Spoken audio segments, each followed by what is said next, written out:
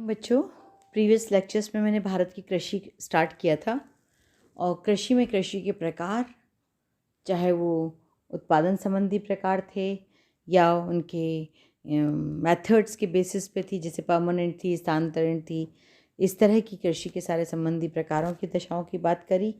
खाद्यान्न, पेय, औद्योगिक उपजें, इस तरह से रबी, खरीफ, जायद के रूप में और आपके अन्य रूपों में मैंने इसका क्लासिफिकेशन आपको डाला। आज मैं आपको, उसके बाद मैंने गेहूँ करवाया। आज मैं आपको दूसरा खाद्यान्न जो भारत का बहुत ही महत्वपूर्ण है वो चावल। चावल बेटी सबसे, हमारी भारत की आधे से अधिक जनसंख्या इस पर निर्भर है और हम लोग चीन के बाद विश्व का सबसे बड़ा चावल उत्पादक देश हैं। यानी विश्व का कुल हम 21% चावल पैदा करते हैं और इसमें भारत की जो है कुल कृषि योग्य भूमि का 23% भाग चावल के अंतर्गत बोया जाता है। बच्चों, चावल hot and humid type plant है, यानी उष्ण आर्द्र जलवायु वाला प्लांट है। इसको अधिक तापमान और अधिक वर्षा की या अधिक पानी की ज़रूरत होती है। इसमें जो वर्षा है वो लगभग 150 सेंटीमीटर तक मिनिमम होनी चाहिए।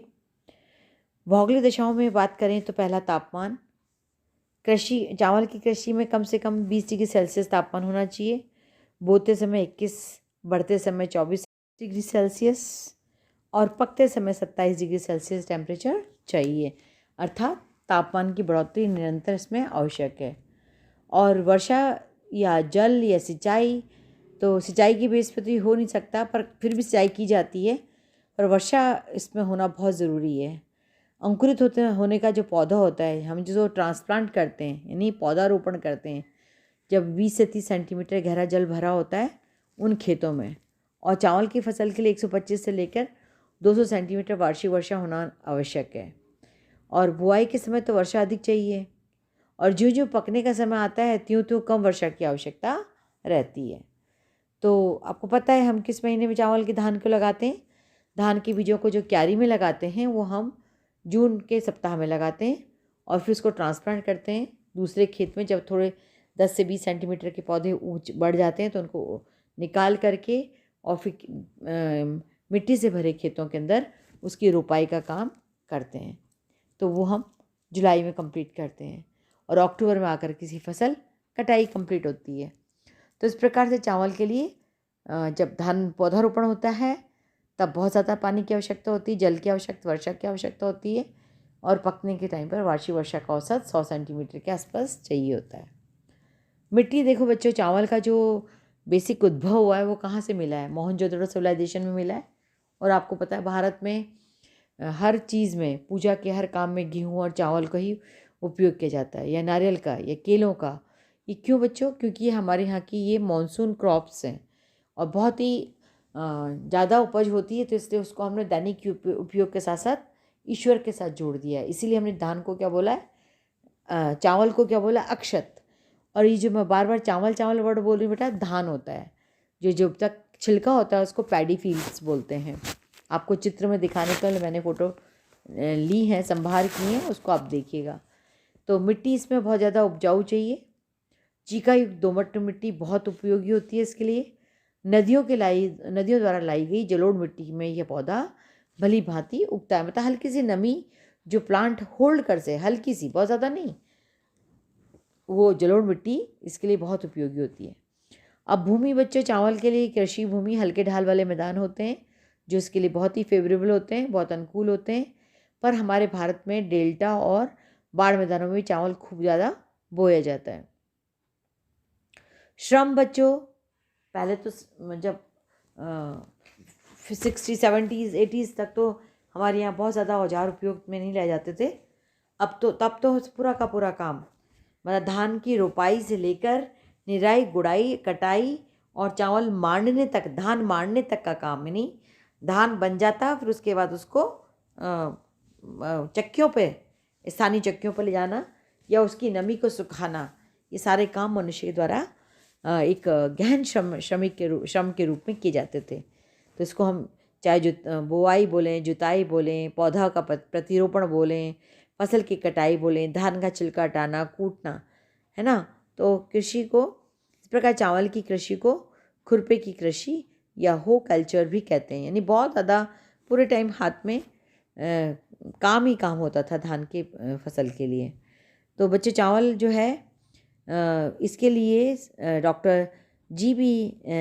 क्रेसी महोदय ने लिखा है, चावल को अधिक ताप, अधिक जल, अधिक कांप की मिट्टी तथा अधिक श्रम चाहिए ताकि ये अधिक जनसंख्या को अधिक भोजन प्राप्त कर सके। तो बच्चों ये थोड़ा सा ये कि चावल हमारे यहाँ मुख्य आधे से अधिक जनसंख्या का मुख्य भोजन है। तो अकाल के टाइम पर एक 1 बोल राइस, ये बहुत एक सेइंग चाइना से आई है, तो ये बहुत ज़्यादा चली थी। 1 बोल rice that is enough for a person. इस प्रकार से बच्चों भारत में हमारे चावलों की किस्में की बात करें तो लगभग हमारे यहाँ 200 किस्में हैं। और फिर मोटे तरह से उसको क्लासीफाई करें तो निम्न भूमि या दलदली चावल, लोलैंड या स्वैम्पी राइस, और उच्च भूमि अपलैंड राइस। ये पौधा इसका छोटा होता है, दाना भी छोटा होता है, लाल रंग का होता है और बहुत थोड़ी सी वर्षा में उग जाता है, जल्दी पककर तैयार होता है और चावल अधिक कड़ा तथा खाने में कम स्वादिष्ट होता है, भुसभुसा सा होता है।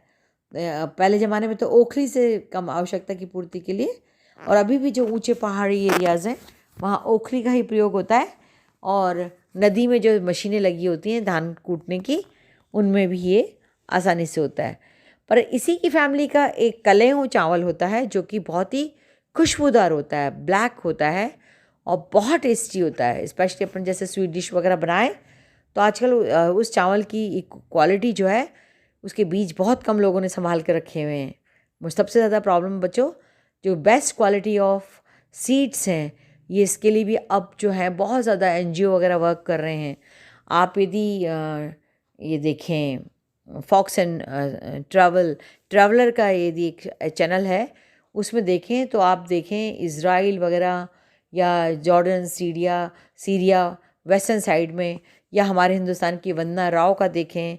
और वंदना राव से भी ज़्यादा बहुत अच्छे अच्छे और लोग भी हैं जिन्होंने सीड क्या कहते हैं स्टोर्स, सीड बैंक बना रखे हैं जो कि वहाँ चावलों को उपयोग में लाते हैं। ज़्यादा अच्छे से समझाने लगूंगी तो और लेंथी हो जाएगा चैप्टर, इसलिए मैं थोड़ा सा उसको यहीं पे बोलती हूँ कि आपको पता होना चाहिए कि बहुत सारा सीड बैंक्स के थ्रू हम चावलों की किस्मों को बचाने का प्रयास करें, क्योंकि स्टिकी राइस वगैरह जैसे जापानीज़ और Malaysian, south east Asians people खाते हैं, ये बहुत ही टेस्टी होता है और बहुत ही ज़्यादा रिच होता है। इस तरह से ही चावल हमारे यहाँ बड़े आसानी से पैदा होता है ना। तो चावल जो है बहुत स्वादिष्ट होता है और इसकी प्रति हेक्टेयर उपज भी अधिक होती है। भारत का अधिकांश चावल निम्न भूमि पर पैदा किया जाता है बच्चों, मतलब प्लेन एरियाज़ में, मैदानी भागों में। और अक्षांश के अनुसार चावल को उष्णकटिबंध और शीतोष्णकटिबंध दोनों में उगाया जाता है। उष्णकटिबंध के उगाए गए चावल को इंडिका, INDICA इंडिका, और शीतोष्णकटिबंध के बंध में उगाए गए चावल को जापोनिका कहते हैं बच्चों। क्यों? क्योंकि जापान से इसकी टेक्निक्स आई हैं, सीड्स आए हैं। शुरू में तो चावल बहुत ज़्यादा खुशबू देने वाला, बम्पर फसल देने वाला हुआ, पर अब मैं पिछले 35-37 साल से लगातार आई वॉश रखती हूँ, हर क्रॉप को देखती हूँ, तो इसकी क्रॉप जो है वो काफ़ी कम हो गई, उत्पादन काफ़ी कम हो गया, खेतों में खरपतवार आने लग गया जापोनिका में, और वापस लोग पुनः अपने जो लोकल स्थानीय चाइनीज़ राइस के सीड से उनकी तरफ जाने लगे। और जापोनिका में सबसे फेमस चावल होता है टिच्चू। कौन सा चावल? टिच्चू चावल, जो कि बहुत ज़्यादा खाने में महीन और खुशबूदार था। तो अब बच्चों चावल के बोने की विधियाँ। चावल जो है बेसिकली बच्चों 4 तरह से बोया जाता है हमारे यहाँ हिंदुस्तान में, 4 प्रकार से। पहला है ट्रांसप्लांटेशन मेथड, प्रतिरोपण, जिसमें मैंने आपको बताया है कि ये साउथ ईस्ट एशिया में सब जगह ही होता है कि एक छोटे से खेत में या एक खेत में या कुछ हेक्टेयर लैंड के अंदर, जैसे जैसे आपकी ज़मीन है उस हिसाब के आकार के अंदर आप उसको बोते हैं, मिट्टी तैयार करते हैं, बोते हैं, और फिर उस 40 दिन के बाद इस नर्सरी को दूसरी जगह ले आते हैं और 70 दिन के बाद प्रतिरोपित किया जाता है। 40 दिन के बाद इसमें पौध तैयार हो जाती है और 60 से 70 दिन के बीच इसको दूसरे खेत में जो मिट्टी पानी से भरा हुआ दलदली टाइप बनाया हुआ क्षेत्र होता है, उस खेत में इसको रोपित कर दिया जाता है। ठीक है। और हल चलाकर बेटा ड्रिलिंग मेथड, ये जो उन स्थानों पर होता है जहाँ बेटा पानी कम होता है, केवल नालियों के द्वारा पानी होता है या कुंड के द्वारा पानी निकाला जाता है, यह केवल 2 व्यक्ति कार्य को कर सकते हैं। शुष्क प्रदेश में इसको लगाया जाता है, पहाड़ों में भी खासकर बच्चों, जहाँ केवल झरने के साथ एक नलिकाएं निकाल दी जाती हैं, गूल बोलते हैं उसको, कूल और गूल, मतलब कश्मीर से लेकर पूरा सिक्किम बूट अरुणाचल तक की बात कर रही हूँ मैं। तो इसको दाने इस तरह से इसको अपनाया जाता है। फिर जो तीसरा मेथड है वो दाने बिखेर कर, ये छिड़क करके ब्रॉडकास्टिंग मेथड से, ब्रॉडकास्टिंग सोइंग मेथड है। सोइंग मतलब बोना। तो इसको पहले हल लगाते हैं, फिर दानों को अपने हाथों से बिखेरते हैं, फिर उसमें हल्की सी मिट्टी ऊपर से दबा देते हैं, और फिर जो एकदम जो कहना चाहिए हल्की सी जो नेचुरल वे में मिट्टी की नमी होती है वो, और वर्षा हो गई तो तब ये फसल बहुत अच्छी होती है, अदरवाइज़ उत्पादन इसमें कम होता है। अब जापानीज़ तकनीक फोर्थ विधि है बेटा। ये जापानी तकनीक जो है, इसमें क्या होता है कि नर्सरी लगाकर पौधों को पंक्तियों से लगाया जाता है ताकि खरपतवार निकालने में आसानी हो सके, और इससे बहुत बम्पर फसल में निकलती है। उर्वरकों का बहुत ज़्यादा, फर्टिलाइजर्स को बहुत ज़्यादा प्रयोग किया जाता है।